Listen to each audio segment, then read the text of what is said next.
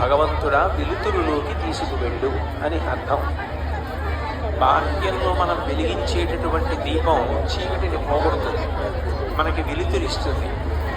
ఏది యథార్థమైన వస్తువు అన్నది ఆ దీపపు కాంతిలో మనం తెలుసుకుంటాం. ఎక్కడో శుభబ్రహ్మ, వామదేవుడు మొదలైనటువంటి వారు పుట్టుకతో జ్ఞానులు, మిగిలిన వారందరూ పుట్టుకతో అజ్ఞానం ఉన్నవారే.